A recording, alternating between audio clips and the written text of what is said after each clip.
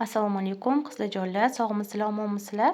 Men Umida. Bugun sizlar bilan stiker yasashni o'rganamiz. Ko'pchilik qizlar o'zi yasagan kunlaridan stiker tayyorlashni xohlashgan ekan va menga o'rgating deyishdi. O'zim bilganlarimni bugun sizlar bilan bo'lishmoqchiman. Bu stikerni yasash uchun sizlarga hech qanaqa bot yoki qo'shimcha ma'lumotlar kerak emas, faqat Telegramda o'zi yetarli. Birinchi o'rinda turgan saqlangan xabarlarga kiramiz. Men mana shunaqa qilib stiker tayyorlab olganman. Hozir sizlar bilan xuddi mana shunaqa stikerlarni tayyorlashni o'rganamiz. Saqlangan xabarlarga kirgandan keyin chetdagi emojini bosamiz va give stikerga o'tib olamiz. Mana shu stiker jo'natadigan joyga kirganingizdan keyin chap tomondagi katta plus belgisini ko'rib turibsizlar. Shu plus belgisini bosasizlar va o'zingizga kerak bo'lgan rasmni tanlab olasizlar. Masalan, deylik mana bu rasm. Bu rasmni tanlab olganimizdan keyin agar orqa fon bilan stiker jo'natmoqchi bo'lsanglar, shu holatda stiker yuborishni bosasizlar. Orqa fon bilan yuborildi. Endi sizlarga boshqachasini, ya'ni mana bunaqa orqa fonsiz jo'natishni o'rgataman. Yana stiker joyiga bosamiz va plus belgisini bosib o'zimizga kerak bo'lgan rasmni tanlab olamiz. Bizga orqa fon kerak emas. Orqa fonni olib tashlashimiz uchun obyektni qirqib olishni bosasizlar. O'zi chetlari bilan belgilab oladi. Belgilab olgandan keyin bitta ustiga bossanglar, shunaqa shaklda qoladi.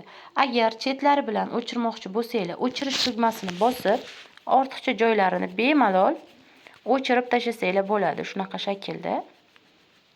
Agar sizlar xohlamagan ma'lumotlar, ya'ni keraksiz joylari ham qo'shilib qolgan bo'lsa, shu shaklda o'chirishdan bemalol foydalansanglar bo'ladi. Endi saqlashni bosamiz va biz nimadir yozib olmoqchimiz. Agar yozmoqchi bo'lsak, pastdagi qalamcha belgisini bosib, mana bu matn yozuviga kiramiz va o'zimizga kerakli bo'lgan yozuvlarni yozishni boshlaymiz. Masalan, zakazga gullar bor.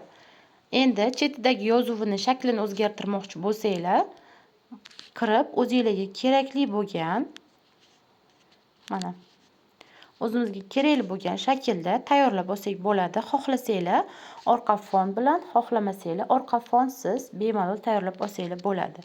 Mana tayyorlab oldik va buni qo'limiz bilan bemalol chetidan ushlab katta yoki kichkina qilib tayyorlab olsak bo'ladi. Endi tayyorlab olgan stikerimizni tayyor bo'ldi. Yana nimadirlar yozmoqchi bo'lsanglar bemalol yozsanglar bo'ladi. Agar yozuvinglarni rangini o'zgartirmoqchi bo'lsanglar, tahrirlashni bosib, mana bu chetidagi ranglardan bemalol o'zgartirsanglar bo'ladi. Tayyor bo'lgandan keyin o'ng tomonda telefoningizning pastki qismida pitichka turibdi, ya'ni OK belgisini bosamiz. Bizning stikerimiz tayyor bo'ladi va yana bitta OK ni bosib, stikerni yuborishni bosamiz. Va bizda orqa fonsiz stiker tayyor bo'ldi. Buni agar kimgadir jo'natmoqchi bo'lsanglar, bemalol belgilab, o'zingizga kerakli bo'lgan joyga jo'natsanglar bo'ladi. Bu stikerimizga saqlanib bo'lganmi yo'qmi bilib olish oson. Mana shunday kirib ko'rsanglar, stikerlar to'plamida o'zi turgan bo'ladi. Bemalol stikerdan foydalansanglar bo'ladi. Keyin agar bularni mabodo o'zingizlarni to'plamingizga qo'shmoqchi bo'lsanglar, qo'shib olsanglar ham bo'ladi. Mana bugungi stiker yasash darsligi o'z nihoyasiga yetdi. Sizlarga yoqqan bo'lsa, kommentariyada yozib ketinglar.